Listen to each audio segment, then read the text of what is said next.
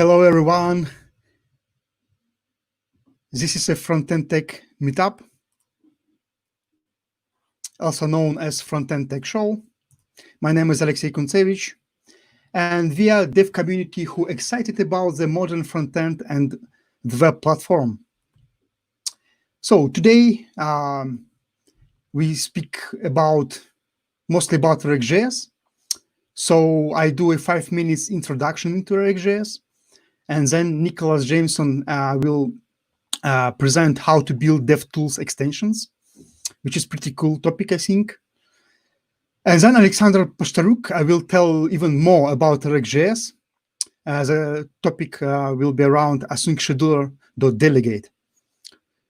I just decided to give this 5 minutes presentation about RxJS because I know there is some people who are not much familiar with RxJS.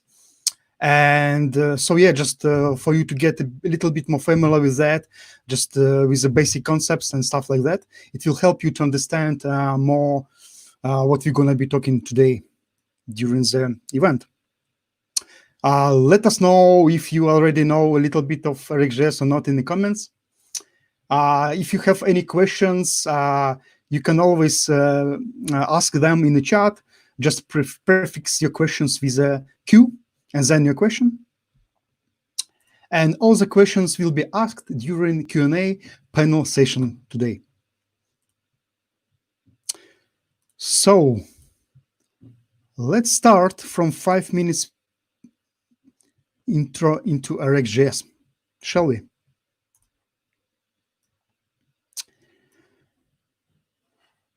Okay, hopefully you can see my screen. Right. So what is RxJS? RxJS is a reactive programming library for JavaScript. It is a library for transforming, composing, and queuing asynchronous streams of data. So let's see some concepts of that. What actually concept stands behind RxJS? There is a thing called reactive programming, or Rx in short, that stands behind libraries like RxJS. Reactive programming is a paradigm for writing code mainly concerned with asynchronous data streams. Rx extension is a library that implements those reactive paradigms. In our case, today, as we actually spoken, it is RxJS. So that's the library we're talking today. The observer design pattern enables a subscriber, also known as observer, to register with and receive notifications from a provider, also known as observable. So observable and observer are the core object within that concept. Think of RxJS as a loader for handling asynchronous events. When do we use reactive programming, you might wonder? Well, we're using reactive programming to handle asynchronous events in a very simple and intuitive way when we're dealing with DOM events, for example, HTTP calls, WebSockets, and things like that. Reactive approach helps us to code modern event-driven and interactive client-facing web applications in the most simple, efficient, and elegant way. The code you are writing with RxJS is easily to read, and it's highly maintainable. Reactive programming libraries like RxJS exist for all major programming languages, and some web frameworks have a native support for that. So, if you learn Rx principles once, then you can apply those knowledge even if you switch to any other platform. You can think of that like a long-term investment into your developer career. Reactive extensions, in our case, it's RxJS, library plays well with most of modern JavaScript front-end frameworks. But I think we can talk a little bit more details about that during the open talk. And for those who want to learn more about front-end frameworks, you can check out frontendwatch.com. Here's the difference between observables and promises. But I'm going to skip that slide for now. However, I will share my presentation after the event, so you can take a look at these slides. And if you're using promises, please comment in the chat. I wonder how many people are using promises. Let's talk about operators now. Operators are the functions that enable manipulation of observables data streams. There is more than 250 operators in RxJS, but don't be afraid, you don't have to know them all. Operators are the essential pieces that allow complex asynchronous code to be easily composed in a declarative manner. Most of the time, you might need to use some creation operators that you mix with combination operator. You might want to apply some filtering operators and then transformational operators. It all depends on your exact use case. You can use pipes to link operators together. Basically, we use pipe function to apply different operators on observable. Like basically, we're chaining the operators on observable this way. Also, we can combine observable data streams together using RxJS functions. In that particular example, as you see on the screen, we're just using a simple merge function to combine two streams. There is a very important thing to remember when you start dealing with observables. Always, guys, remember that observables are lazy by default. So you have to call subscribe function to start receiving data from observable. Otherwise, it just won't work. The main features of observables are they are easy to cancel. Observables allow you not only to catch errors, but to recover from errors. There is an extensive list of operators available for any situation, and also you can write your own operators if you want. If observable errors, completes, or unsubscribed, in all those cases, resources are toned down. Promises and callbacks tend to introduce a thing known as callback hell. So in case of using observables, you never get in that situation. There is a lot of companies using observables today. And if your company using RxJS today, please comment. We would like to hear that.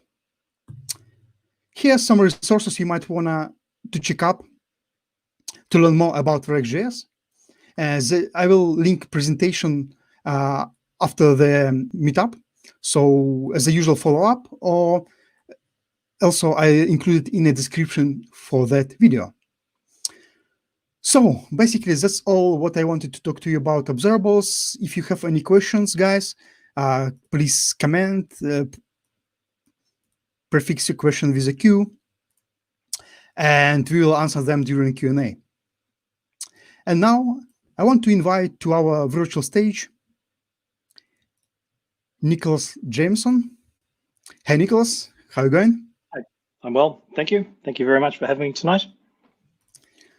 So yeah, you can start. Cool. Your awesome presentation. Thank you. Tonight I'm going to be talking about building your own DevTools extension. So DevTools extensions are Chrome extensions that extend the functionality of DevTools. If you've used React, you'll be familiar with the React DevTools, or if you've used Redux, React and Redux, or NGRX, you'll be familiar with the Redux DevTools. XState has DevTools. The people at the testing library at the moment are working on a DevTool extension for the testing library, so that you can click on a DOM element and it will give you the best query for that element that you can use in your tests. They basically just extend the DevTools to give you information that's more domain specific. So why would you want to write your own DevTools extension? Basically, you might want to do it for the same reason that React has a DevTool and Redux have DevTools. The DevTools that are in Chrome and Firefox and Edge and other browsers are really useful. They provide a ton of information about the DOM, styling, the JavaScript environment, lets you debug it, lets you profile it, shows you all the network activity. But all that information is fairly general. It's applicable across all applications. But if you are dealing with a library like React or a framework like Angular or a library like Redux, you've got information that's in there that's very domain specific. And that's one of the reasons why I'm writing a DevTools extension for RxJS, because there's a whole bunch of information that you're dealing with in RxJS that's domain specific. We're talking about subscriptions, we're talking about observables, we're talking about notifications, all these sorts of things. So to work with RxJS in a sort of efficient, flexible way, we want to be able to access that sort of information in the DevTools.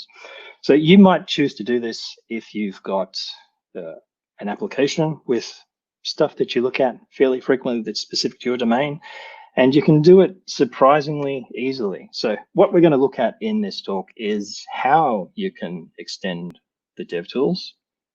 And we're going to look at 3 ways of doing that in increasing sort of complexity.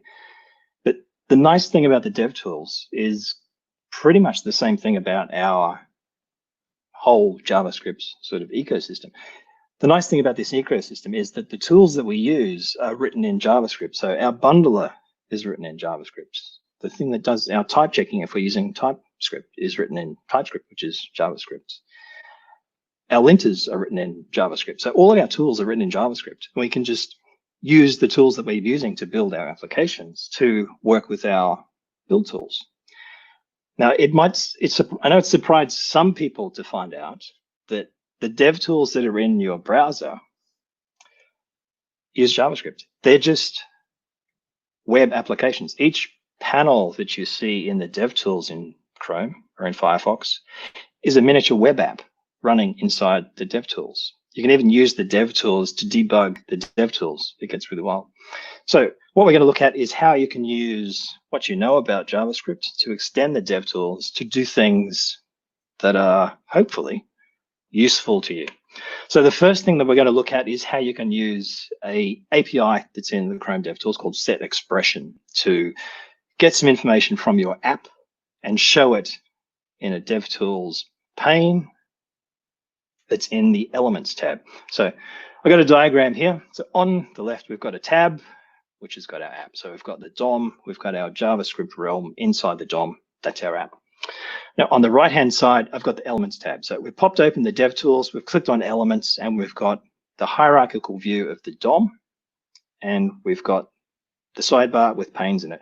So when you're using the Elements tab, you've got the hierarchy at the top or on the side if you've got it down the bottom. And the things like style and properties and events, each of those is a pane inside the sidebar. So DevTools exposes an API that lets you add pretty easily a pane to the sidebar in the Elements tab. So what we're going to do is we're going to add a pane to the Elements tab, and we're going to evaluate an expression in the app context, and we're going to show the result of that expression in the pane. So let's look at the code to do this. So all Chrome extensions have a manifest. The manifest includes the metadata about the extension, the name, the version, that sort of business. And in this case, it includes a DevTools page. So this identifies this as being a DevTools extension. The page is just a HTML page. And inside the HTML page, there's basically nothing except for a script. And that script is going to run, and this is what the script looks like. It calls a create sidebar pane method on the Elements tab, and it's going to create a sidebar called example. It passes a function. That function receives the sidebar object, and on that object, we're going to create an update function that calls setExpression on the sidebar, and our expression is going to take the client left, client width, client top, and client height, and we're just going to get the physical pixel position, the client position of the selected element. So in Chrome, if you've used Chrome and the Elements tab in conjunction with the console, you'll note there's a $0 alias, and that alias is the currently selected element in the Elements tab. So we can use that in our expression. So we're going to create an expression that builds up the left, right, top, and bottom pixel positions, and then sets that as the pane content. We're going to listen to the onSelectionChanged event from the Elements tab. So every time the selection changes, we'll update our expression, and the content that's in our pane will reflect the position of the selected element. It looks like this. So here we've got the DevTools, we've got the Elements tab selected, we've got a view of the DOM on the left, we've got an element selected, and we've got the client position shown on the right-hand side. So as the selection changes, this position here will change.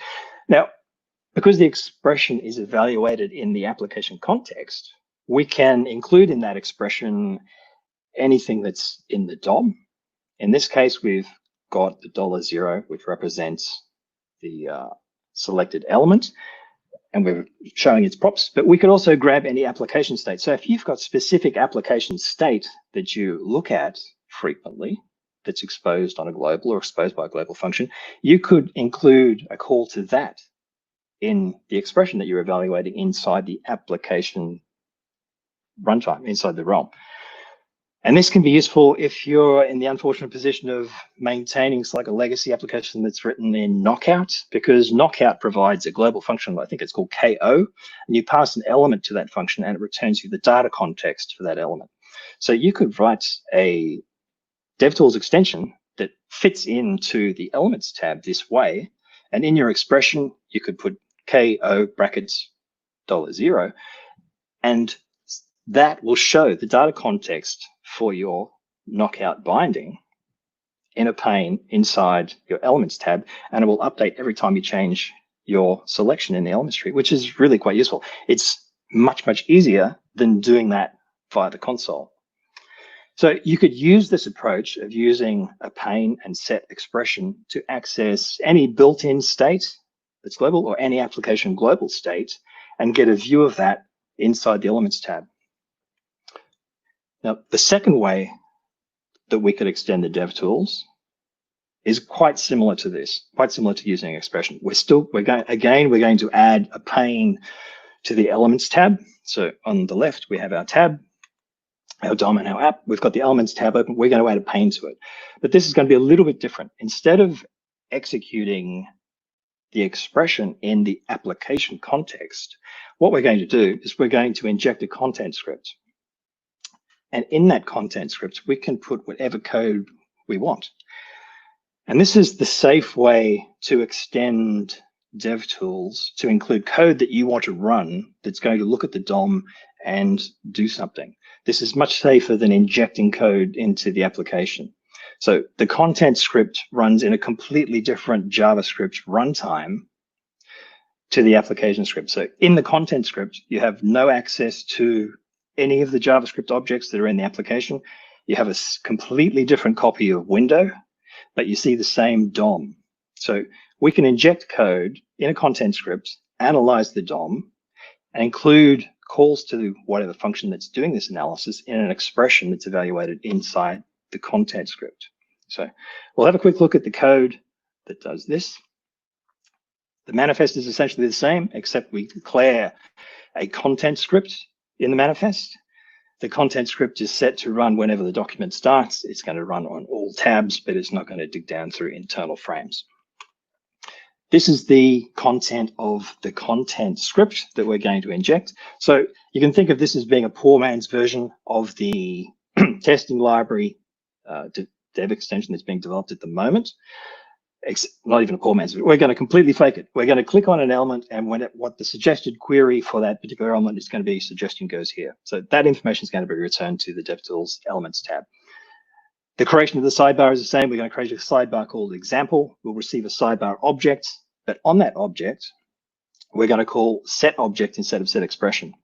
And we're going to call set object in response to the evaluation of our expression. So instead of letting the set expression API perform the evaluation, we're going to say, we want you to evaluate this on the inspected window.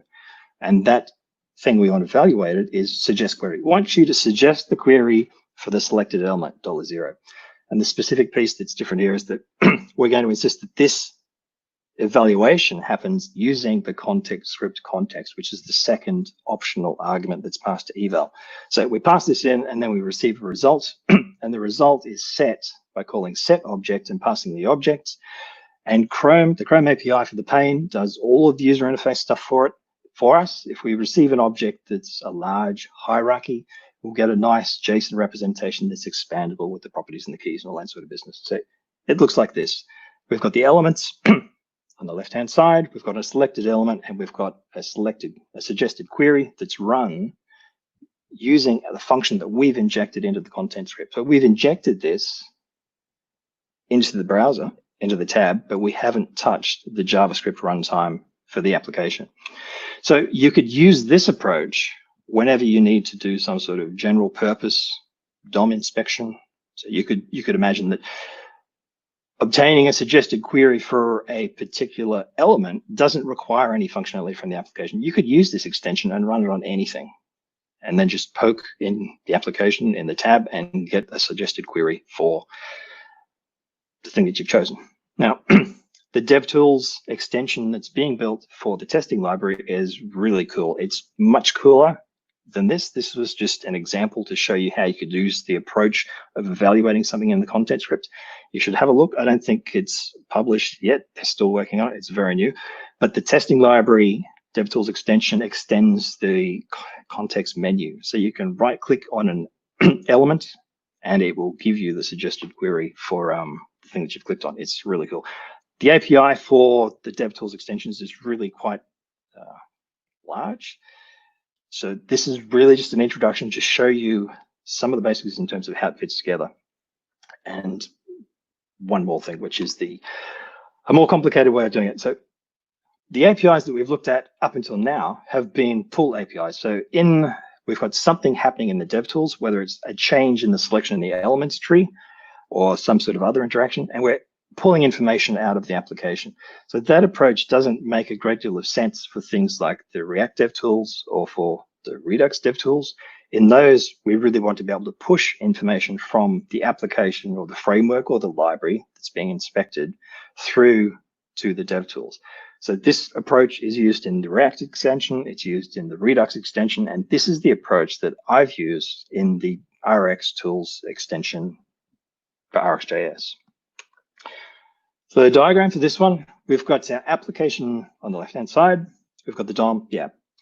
This time, we've got our own panel. So instead of augmenting the Elements tab in the DevTools, we've created our own tab. So we've got our own tab. It will sit alongside the Elements. It will sit alongside the console and the networking.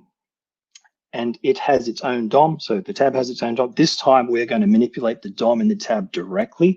We're not going to rely upon DevTools APIs to show content. And we've got a script. So similar to the previous approach, we're going to inject a content script into the tab.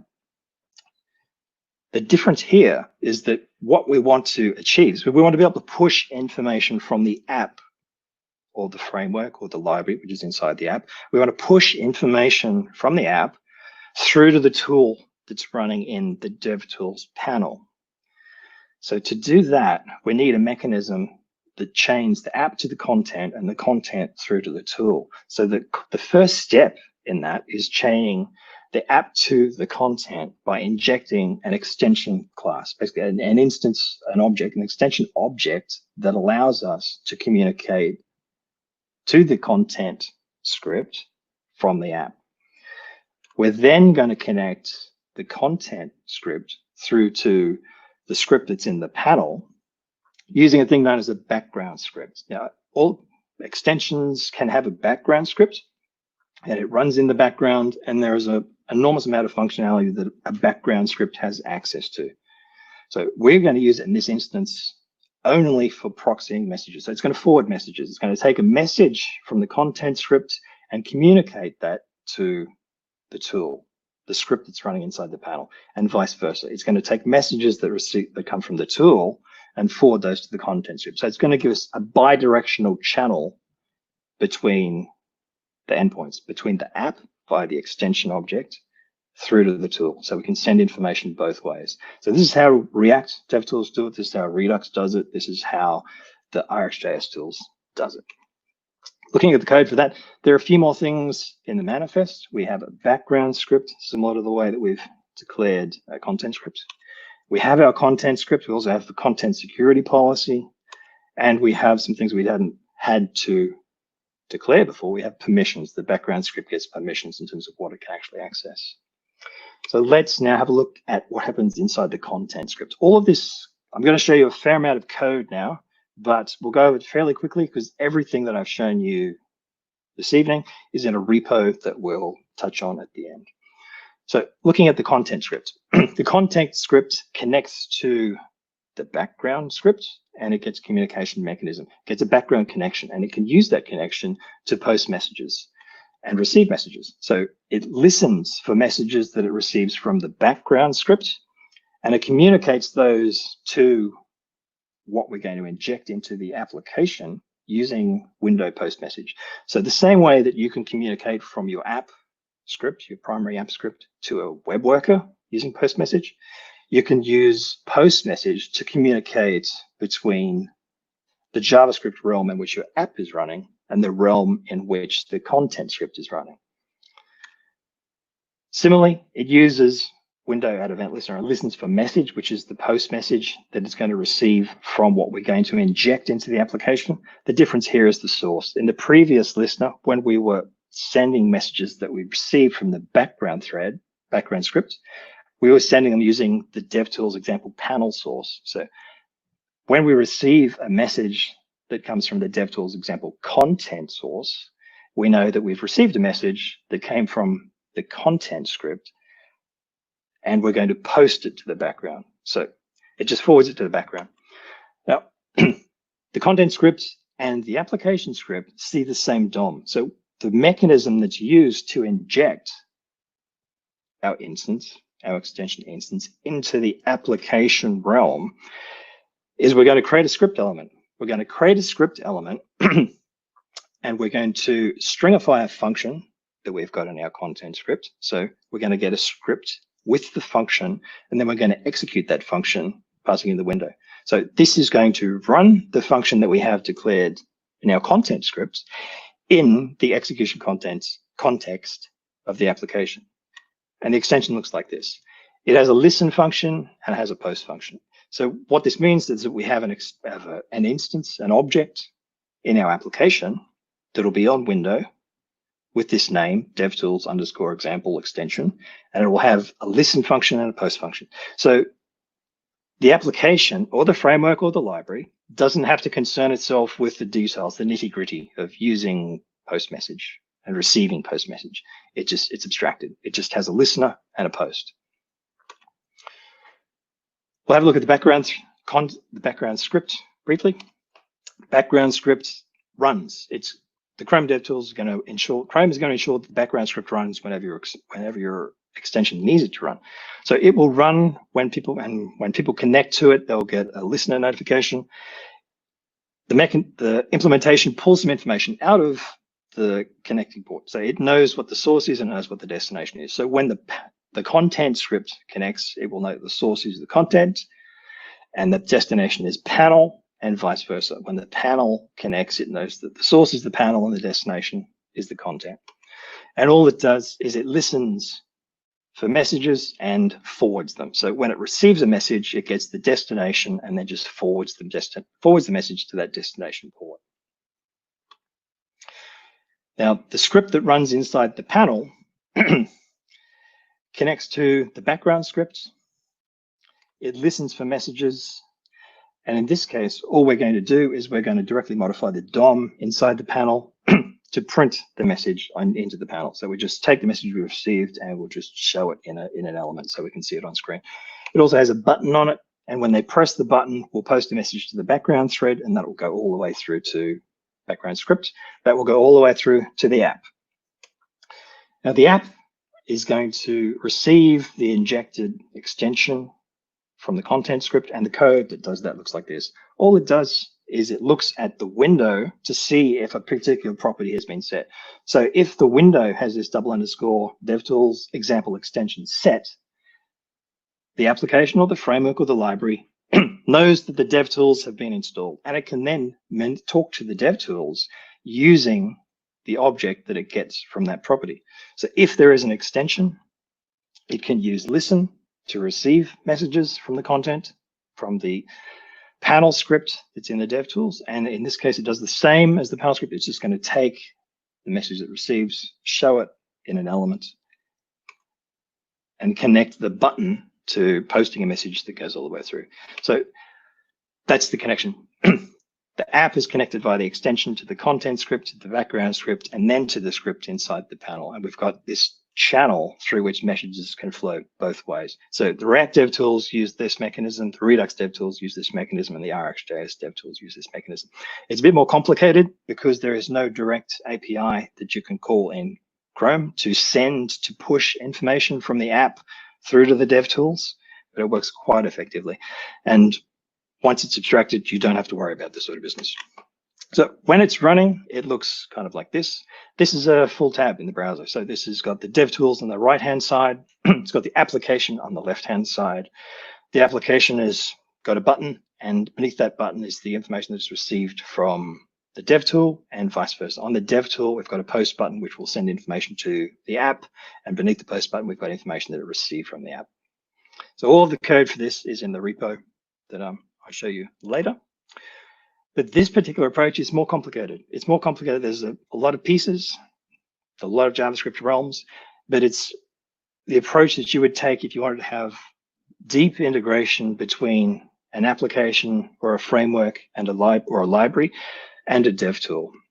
So this is the reason why this mechanism is used for React and Redux and the RxJS tools.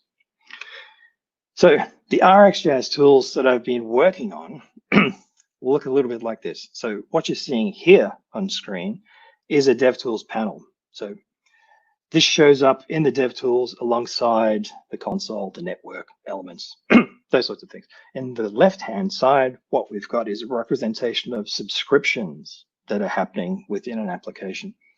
So we've got a tree of subscriptions. Each of those subscriptions has a little badge beside it on the left-hand side, and these badges are indicative of marbles in marble diagrams. So we can see that the zipping subscription here has got a line, but there are no circles. So we can see that this one hasn't emitted any values, whereas the phrases subscription above it has a line with a circle on it. So we know it's emitted more than one value. And on the right-hand side, the DevTools have their own log. They have their own log and their own info. The reason they have their own log is primarily because the information that I wanted to show in the log is very domain specific. I want to know about subscription notifications. I want to know about unsubscription notifications. I want to know about next error complete notifications. I want to know about all those sorts of things. I also want to know about warnings. So in this case, we've got a warning from a subscription to a zip observable that's subscribed to sources that emit at different speeds. And in this case, we've got a fast source and a slow source, and the fast source is emitting much more quickly than the slow source, and the zip is accumulating buffered values. So this is often something that's indicative of misbehavior or problems, and it's nice to be able to convey this in the log inside the tools. So if I expand the subscriptions on the left-hand side, you can see we've got a tree of subscriptions. So there's a root subscription to the phrases observable, which in turn subscribes to tap, which in turn subscribes to switch map, and it has a couple of inner observables. You can tell the inner observables because the outlines of the badges are dashed. So we've got a lot of iconography that borrows from marbles. It gives us a nice view of what's happening. And on the right-hand side, I've changed to the info tab, and we can see when the subscription notification occurred, the number of next notifications that have occurred, when they've occurred. We can see the number of subscriptions that have been made, the number of subscriptions that have been closed. We can see the internal IDs, that sort of stuff. The tools also have some search functionality, so we can type information into the search bar at the top, and that information could be a name. We might want to find the switch map operators. It could be a value. We might be interested in one of the values that's been emitted. It could be a regular expression. It could be a file, so that we find observables that were subscribed to in a particular file. It could be a function, so that we find subscriptions that were made within a function, or observables that were declared within a function, or it could be state-based. So in this instance, it's complete. So what this will do is it will find all observables that have completed, and will allow you to scroll through those observables. So you can see here we've dug down a little bit deeper, and we've found one of the completed observables. And on the info tab, we're able to show some more information about what actually caused this particular subscription to be matched. And we can see in this case, it's matched because complete for this subscription was true.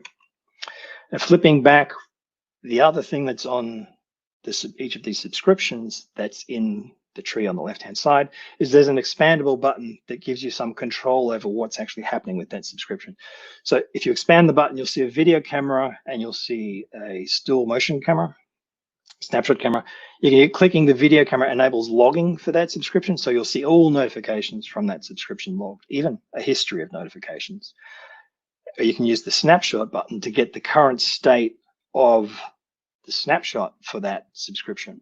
And the snapshot includes not just the value, it includes all of the accumulated properties that the tool has collected. So it includes ages for last subscriptions, a whole bunch of derived values, includes the values, it includes information about the file, the function, a whole bunch of stuff that you can use in your queries in the bar up the top. So this is a useful way of sort of augmenting the DevTools, because this gives us a whole completely different language, a very domain-specific language for dealing with RxJS.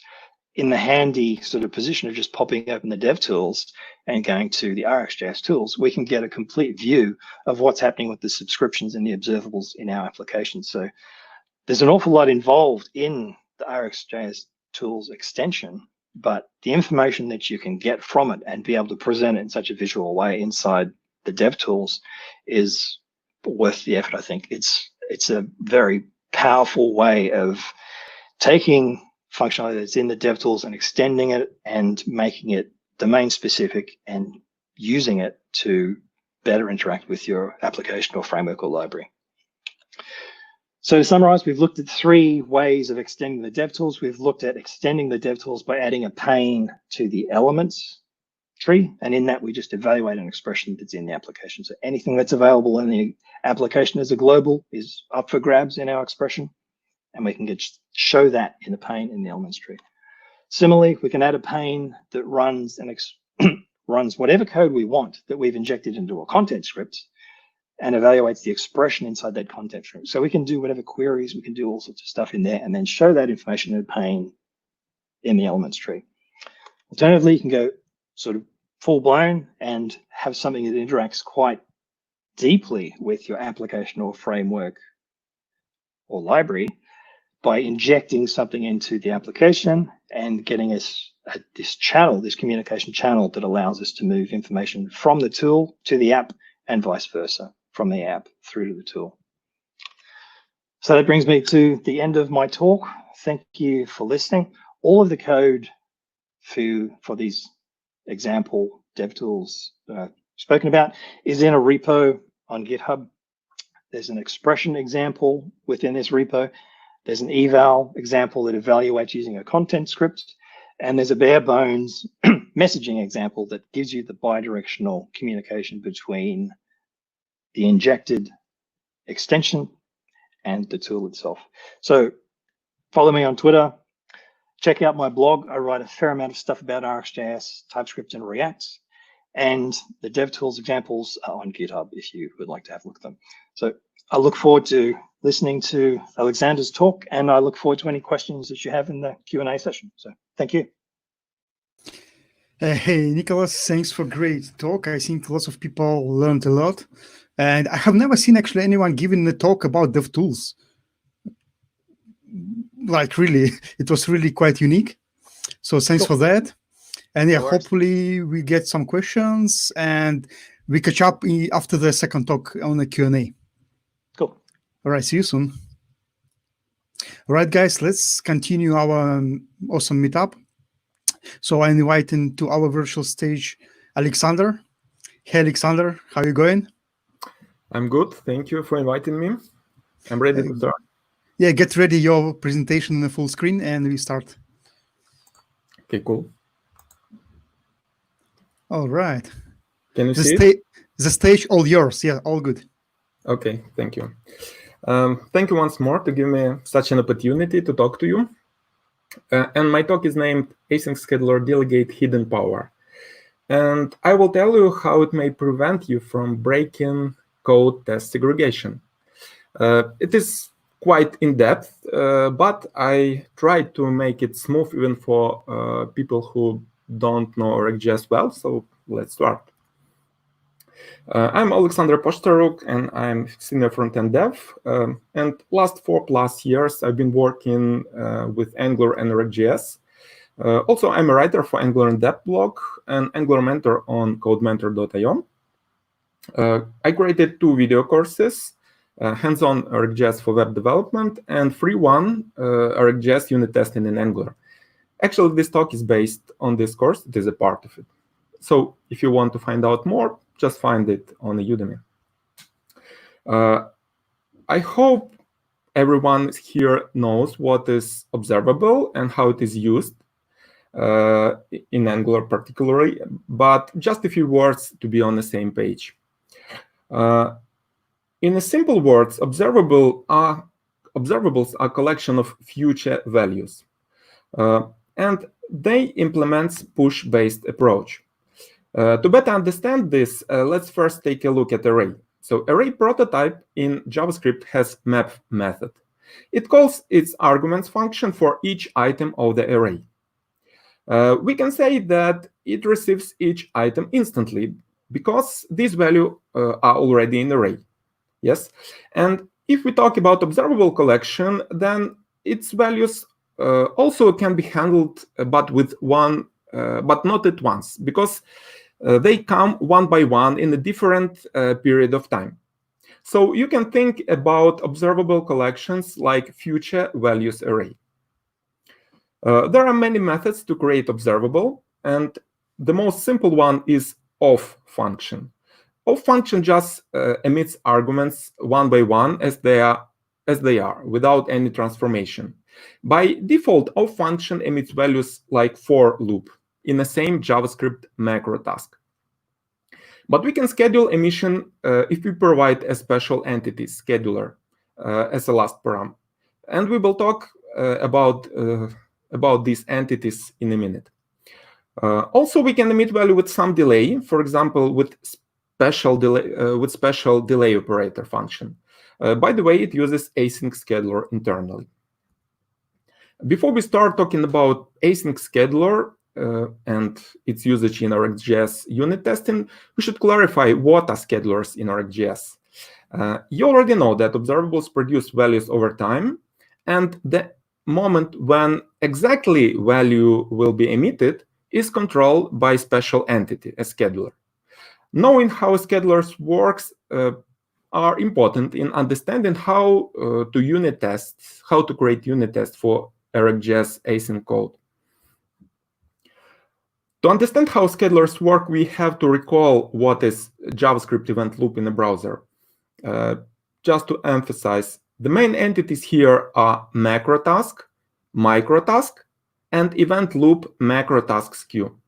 Let's take a look at executed code to the left. We have 3 console logs here. First console log is just usual, unwrapped. Second is wrapped in setTimeout, and third one is called in promise resolve callback. As you see in the browser console, first unwrapped console log is executed.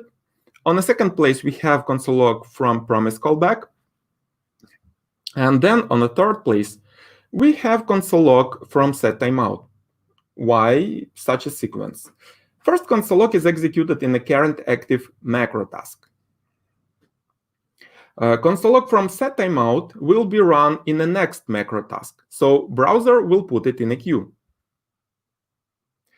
But promise callback is scheduled to be run in micro task just after current active macro task. So console log 3 runs before console log 2. That's why output order is 1, 3, and then 2. Now let's write this code with RxJS. It works the same way as the code on the previous slide. I use RxJS of function to emit values here. And in some cases, as you can see, I provide second optional scheduler param. First value is emitted synchronously of 1. Second value is scheduled in event loop macro tasks queue. And third one will be emitted at micro task just after current macro task. Providing schedulers to RxJS of function actually does the trick. So scheduler is data structure that controls when exactly emissions are delivered. We can emit data synchronously if we don't use scheduler or use queuescheduler. We can emit in a micro task just after current macro task, like promise callbacks work, with ASAP scheduler, as soon as possible scheduler. And when we use async scheduler to emit in some other macro task, usually with some specified delay, actually async scheduler uses set interval under the hood. And my talk will be focused on async scheduler. So async scheduler can help to emit values with some delay, yes, but in unit tests, we don't want to wait for these delays. And to help with that, there are special schedulers. Virtual time scheduler allows to execute all delayed emissions instantly, keeping the emission order.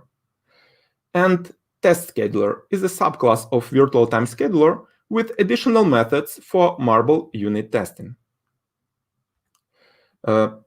I hope you're not confused yet. To find out more on the topic of browser event loop or RxJS schedulers, take a look at these videos by Philip Roberts and Michael Hladky. And we are going further. One more thing I wanted you to pay attention to. RxJS has schedulers classes, but also we can get existing instance of these classes, which are used by RxJS operators internally.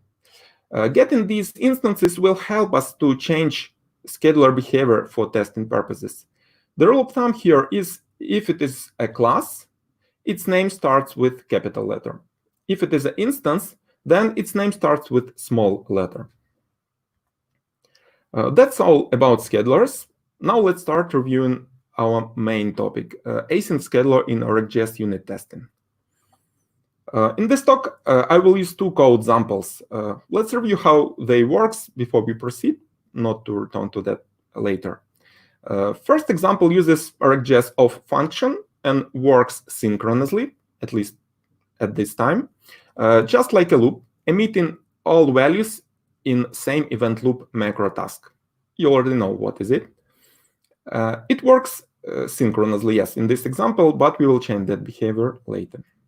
Second code example returns observable that makes HTTP request, and if it succeeds, repeats 2 more times same request with help of reply when operator after specified delay. Delay operator is used for that. And delay operator uses async scheduler. Obviously, it works asynchronously in this example. So let's take a first look at unit testing for synchronous code first. Here in this example, our function works synchronously, as I already told you, and emit all the values in same event loop macro task. So once we subscribe to it, all the values will be produced, and we can easily check them in assertion expression. But things become harder if we need to test async code. Take a look at this example. I changed a bit getRange function, so now all the values will be emitted in different macro tasks. And if we run test below, it will fail. Why? Because at the time we call Jasmine expect function, not all values are emitted. So sync testing is not applicable here. Can we somehow test this async code?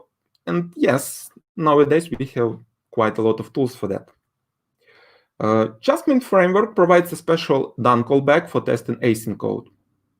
So when specific test is executed, Jasmine holds and waits until done callback is called. If we use done param in test in Jasmine, pay attention, it is marked with a green. Jasmine holds and waits until it is called. Yes. So let's use it in our test. We call our function and subscribe to observable. In next handler function, we just add each emitted value to result array. And in complete handler, we check the final set of values and then call Jasmine done callback. So we notify Jasmine that it may continue. One more example. Here we make HTTP call with this HTTP GET, and if it succeeds, it will be repeated twice. So obviously async scheduler is used by delay operator, and let's take a look at code itself. So I mock this HTTP GET, and this mock returns 42, quite famous meaning of life, yes? Then we call getData function with a very small timing, not to wait too long. We push values to result array in onNext handler, and in complete handler we check final result. So it is quite obvious, but here you can see the main drawback of just mean done callback. We cannot test code that has some big delays time, since otherwise test run will take too long. Can we somehow omit it? And it is possible with special scheduler, virtual time scheduler. I already told you that virtual time scheduler allows to flush all scheduled emissions instantly, keeping the emission order. And we can use it for RxJS code with big emission delays. So you can see that virtual time scheduler inherits from async scheduler. So we can replace async scheduler instance with virtual time scheduler instance in our tests. I repeat that in RxJS, if we want to emit values with some specified delays, async scheduler is used. Async scheduler uses set interval internally to schedule value emissions. For testing such code, we need to make somehow run schedule test instantly, and we replace async scheduler with virtual time scheduler in our function. On the diagram, you can see how the test actually works. So let's take a closer look. Here are steps for writing unit test with virtual time scheduler. We need virtual time scheduler instance instead of async scheduler instance. And we feed in that instance to our code. Then we get observable, subscribe to it, and at the end we call flush method of virtual time scheduler instance and check the final result. So here's our example. We already know how that code works, and pay attention, I added one more argument, a scheduler, to be able to feed in a virtual time scheduler instance. And we get result instantly. Pay attention that I also call scheduler flush. This method has such pros. We can provide real production delay values, even if they are hard-coded. We can test that code. And drawback is that we violate code test segregation. We add additional method param to our actually business code. Can we somehow avoid it?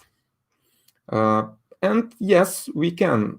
Use an extra method argument to provide a scheduler instance is not good, as I already told, and it violates code test segregation. And to avoid this, RxJS version 6 provides a special .delegate property in async scheduler class. So if I use async scheduler and want to make RxJS use another scheduler instance instead, I just have to assign async scheduler delegate property with that another scheduler instance, like you see on the code on the slide. Let's compare the tests done with trick and without that trick I just told you about. To the left, you can see old code, and we feed in scheduler to the function. To the right, we reassign async scheduler delegate method, and now we can call our function without that additional argument. And yes, test is longer, but there is nothing test specific in our working code now. You may ask also, does RxJS library use async scheduler delegate somewhere? And answer is yes, it is used in test scheduler run method. Just to remind you, virtual time scheduler is a child class of async scheduler, and test scheduler is, we can say, like grandchild of async scheduler. You will understand why it is important very soon.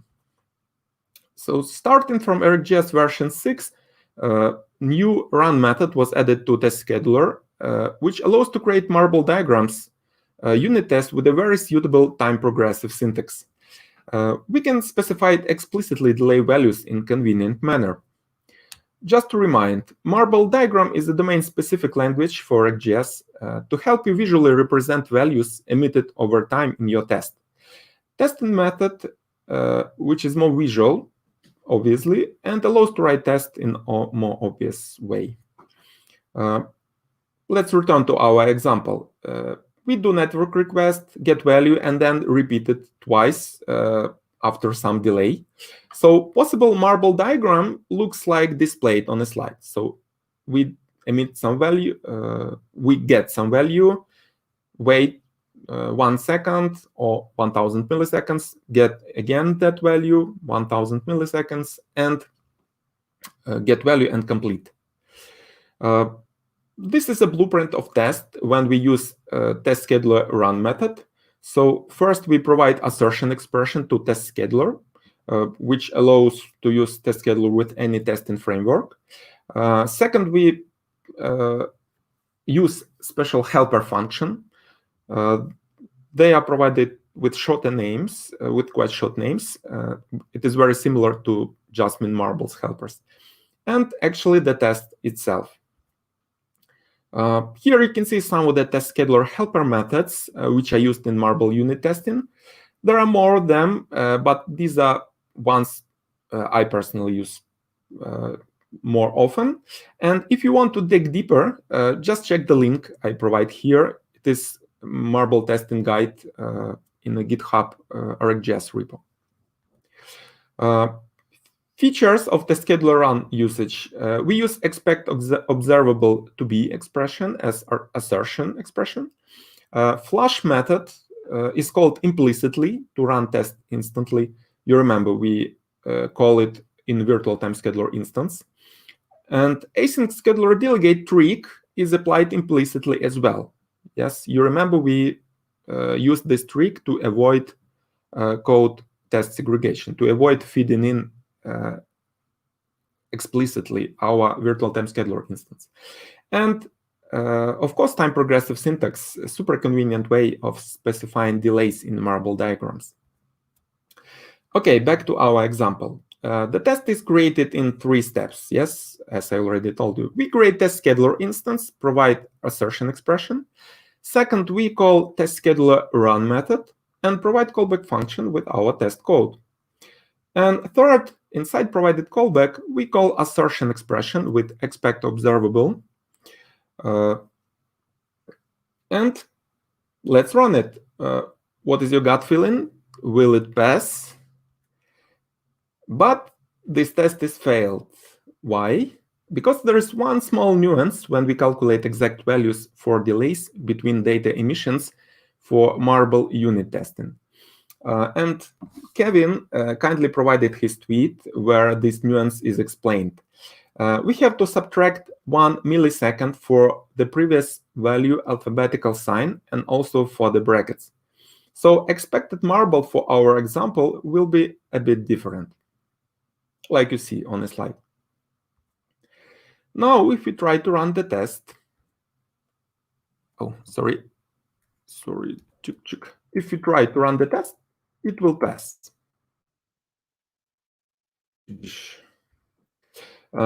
Here is a shot of the scheduler source code. And you can see that async scheduler delegate trick is applied implicitly, and flush method is called in implicit way as well. So the features of the scheduler run method unit testing, which I told you. That's all I wanted to tell you about async scheduler delegate trick. And if you want to learn a bit more about RxJS unit testing tools, I created a free video course on Udemy. Just enroll and watch it. It is free. Also, I want to say a special thanks to Nicholas, who helped me a lot in understanding RxJS code, and to Kevin, that allows to use his nice tweet about Marble's time and nuance. Also, I'm grateful to Angular in Depth community that inspires me a lot and where people are always ready to help. Hope this talk brought something useful to you. you can also check my articles on Medium and DevTools to learn more about RxJS and Angular. And thank you for your attention.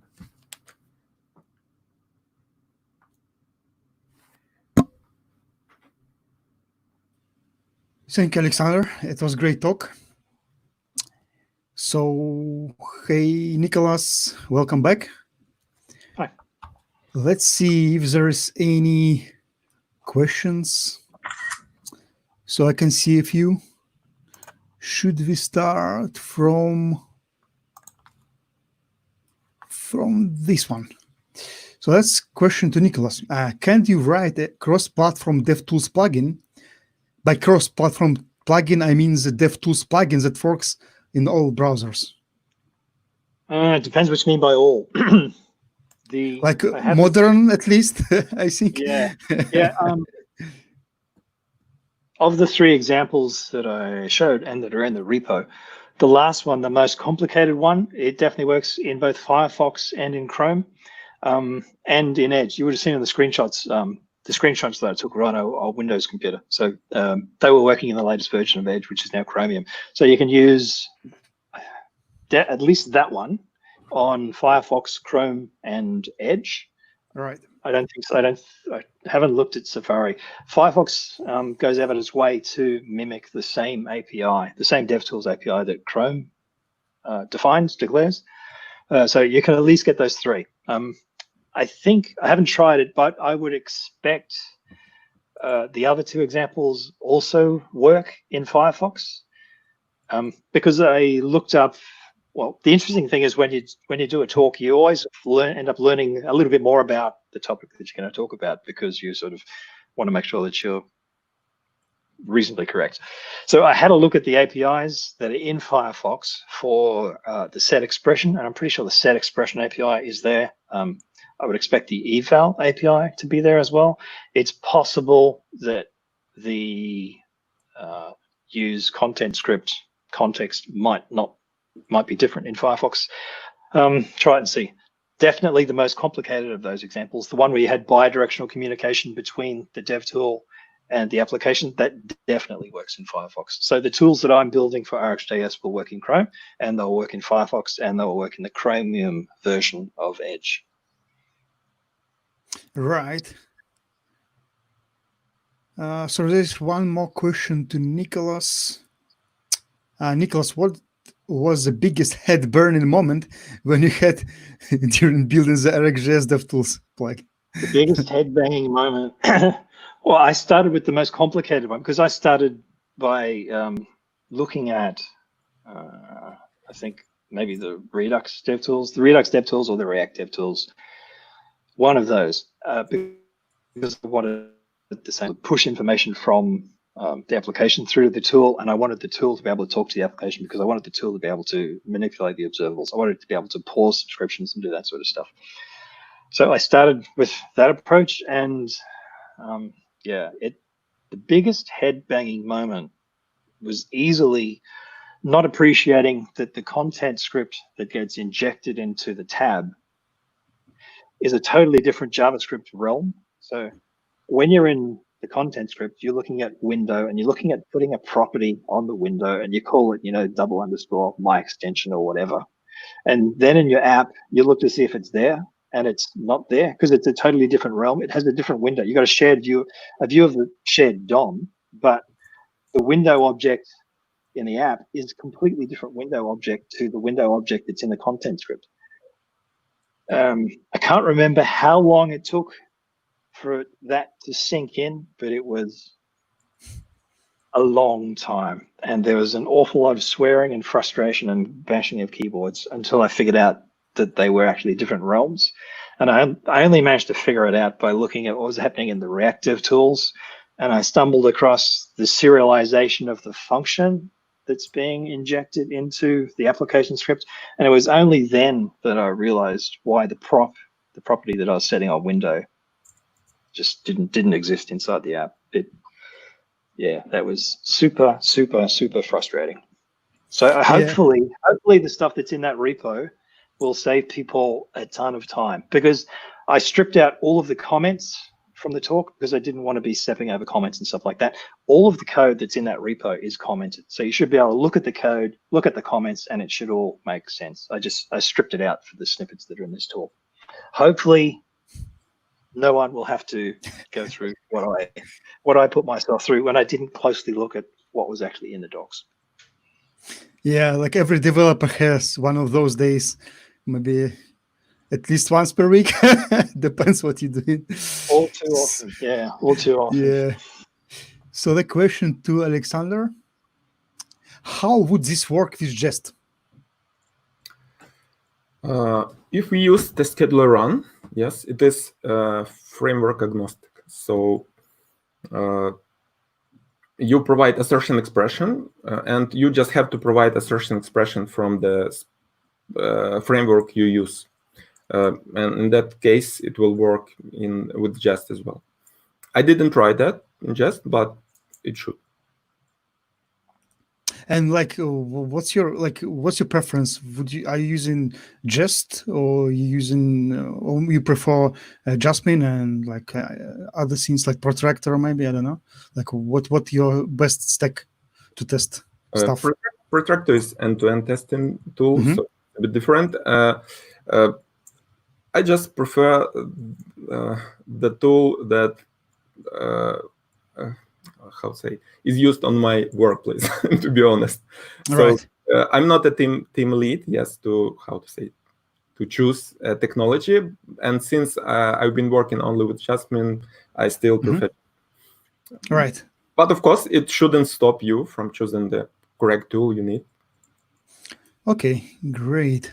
Guys, as you remember, like I was having this slide about RxJS and other frameworks. And I think Nicholas is the best person to talk about these things because he's he's basically from RxJS core team, right? So he's the best to talk about what the RxJS integration with across front-end frameworks. And as we know, RxJS is first class citizen in Angular. There is a great support in Vue for RxJS. But the situation with React is kind of unknown yet, and with Svelte. So, can you comment? Like, can you give us a bit of information about that? How actually RxJS is gonna work with React and Svelte? I haven't actually used Svelte, right? To a great degree. I understand it fits reasonably well. John Lindquist has done a little bit of experimenting with RxJS and Svelte. My understanding of Svelte is that an RxJS subject fits in pretty reasonably well with what Svelte considers to be. I think the terminology used is a store. I'm not too sure. Right. There was a conversation in the RxJS repo with Rich Harris, potentially about adding another method to behavior subject. I think if behavior subject were to get I think it was a set method, which would basically be an alias for next. It pretty much did everything that it needed to do to be a Svelte store. The decision was made that we weren't going to add a set to behavior subject because it was already weird. It already had a value and a get and a next and a whole bunch of other stuff. But I think it was suggested that somebody just take the behavior subject in a separate package and give it a set, which is an alias to next, and then it did everything you needed to do with Svelte. In terms of how it fits with React, where I use it, I think Ben tweeted about this in the last week or so. It works pretty well inside of UseEffect. It's possible if it was sort of naive approaches to using just a fetch inside of UseEffect. If you're not careful, you can pretty easily get a race condition. Using an RxJS subscription inside of fetch works quite nicely because fetch has UseEffect has a teardown function, and then the teardown function, if you unsubscribe, you get the cancellation guarantees that RxJS offers you. But beyond that, what I would say is that I wouldn't strive to use RxJS just for the sake of using RxJS in any of these things. I would, if you know RxJS or if you're interested in RxJS and you can see how it solves a problem, then use it to solve a problem. But I wouldn't recommend using it for the sake of using it, particularly if you're looking at some of the things that used to happen in React, it used to, there are blog posts and there are packages and there are things that are out there that used to do things with RxJS that you really should not do now. Or the reality is you should leave React state management to React. And if you do want to use RxJS to do things, do it with state that's external to React. So do it inside a use effect, or there is a bunch of experimental stuff that's happening with React at the moment. There's a hook that was merged a while ago called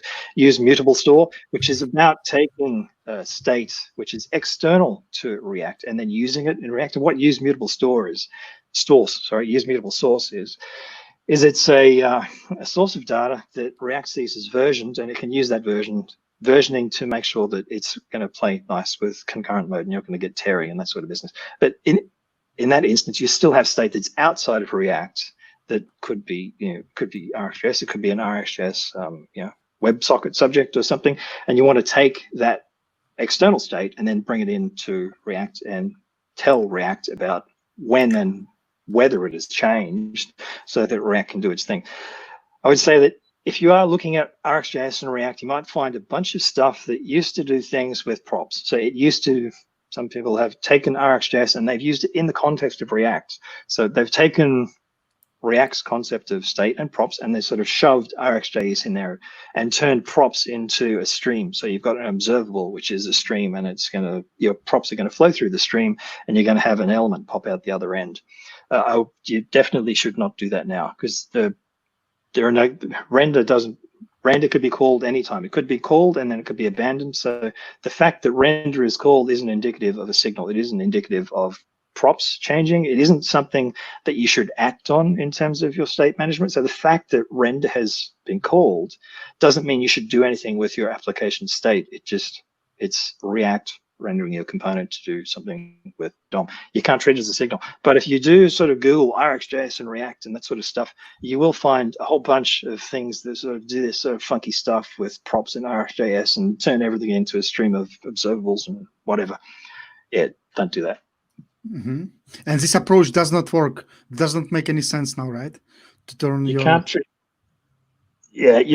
treat the calling of render as a signal. It doesn't mean your state should be changing. It's not something you should be acting upon. Right. Thanks for the answer. So I'm just trying to dig through the comments to see if there is any more questions for you. Okay, there is one. I think it's for me. So kind of a bit of off topic, I'd say, but was it difficult to set up a meetup online, or was there a tool that helped with the streaming? Yes, guys, it was kind of not straightforward at the beginning. I tried different tools which didn't work.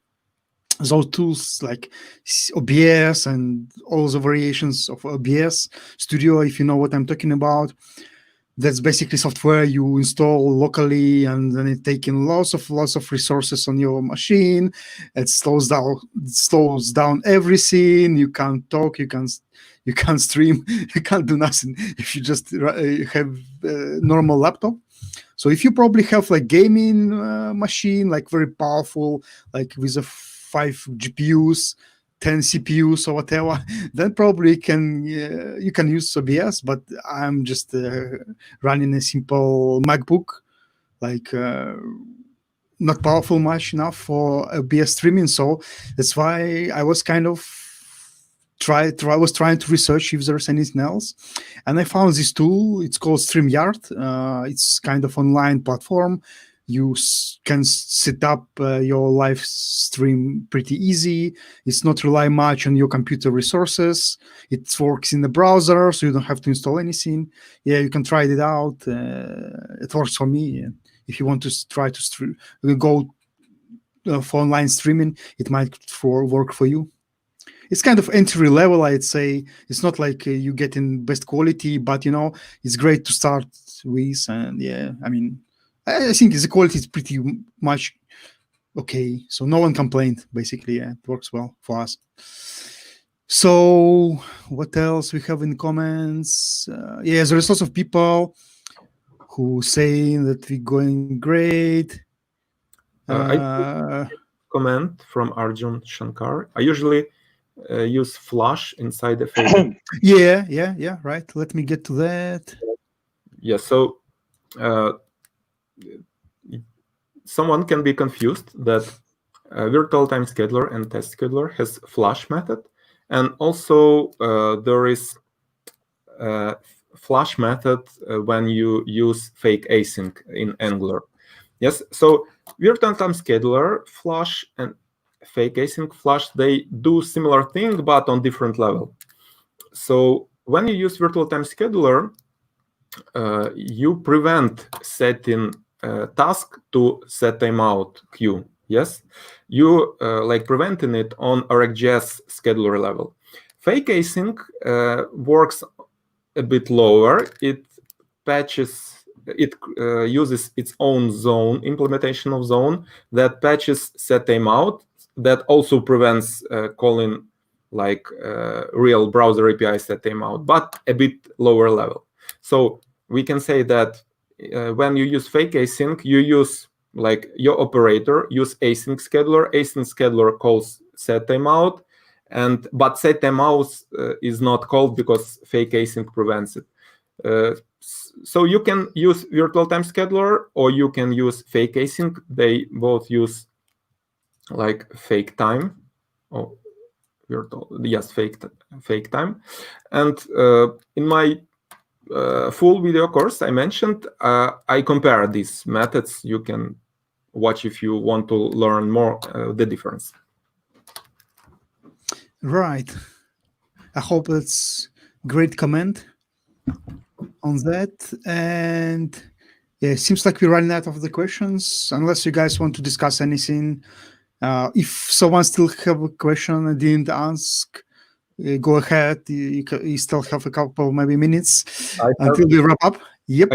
One question to Nicholas. I'm just curious how your script that you embed in a page can get all that information about RxJS notification. Are you use some internal implementation details to get all the observables and their notifications? No, there's nothing internal yet. What it does the same thing that RxJS Spy does. So what it does is it patches subscribe, and it gleans all of the information, well, pretty much all of the information that it does have to work with from subscriptions themselves. So when you patch subscribe and you can see all the synchronous subscriptions that happen within it, you can rebuild the tree. You can rebuild the tree of subscriptions. So by patching subscribe, it just manages to collect all of this stuff, build its own internal graph of what's subscribed to what, and from that it has the tree. It does, that's what happens inside the application itself. There's another part to it, which is basically what I've been working on for a while now, and that's that I wanted to make it as easy as possible to use it with Angular or with any other tool. And it does that in Angular, at least, using a TypeScript transformer. So it extends the Angular compiler, adds another transformer in there, and that transformer basically adds additional metadata. That's how it knows whether or not an operator is a core operator or a user operator. It knows whether it's hot or cold. It knows the function that it was in, and it knows the file that it was in. It knows a whole bunch of other stuff, and it gathers that information in the TypeScript transformer, instruments it so you've got additional information in your app, at least in development mode, and then that's passed through. So it collects that information, but it gets most of it by intercepting subscribe and then rebuilding the subscription graph by looking at when these subscribe calls actually happen. For instance, if you it patches that, and when it patches it, it returns something that allows it to listen to the notifications as well. So by patching subscribe, it can return something that also gets to listen to the next notifications, the error notifications, the complete notifications. So for example, if in the middle of a next notification, it sees a subscription before the next notification has ended, it knows that that subscription is an inner subscription in something like a flattening operator. So that's how it knows that for switch map, whatever. it can find the inner subscriptions and it shows those differently. You know, shows them as part of the hierarchy, but evidently as inner subscriptions. But yeah, the gist of it is it patches subscribe, and by patching that, it gets the whole graph and can figure out how it all sort of fits together. That will most likely have to change, and I think the way if things are re-implemented in version 8, the way that Ben has been talking about doing it, it won't be quite as easy, because version 8 is about removing a whole bunch of these layers so that a subscription doesn't have to be an instance, so that a subscription really just has to wrap around the call that you pass to subscribe. But internally, these things can change themselves directly. When they do start changing themselves directly, that's at the point where we'll need to expose something from RxJS that tools can use to intercept it and build the graph themselves, or RxJS can provide a graph. That's how it works. Intercepts, subscribe, builds the graph from that. Oh, thank you. Quite interesting. Right. So guys, how you feel? Should we wrap up? I guess that's pretty much all. We discussed everything and we answered all the questions. So I want to thank you guys for coming and being a speaker for this event. Thanks for your talks, and thanks everyone who attended and who asked questions and participated in this stream.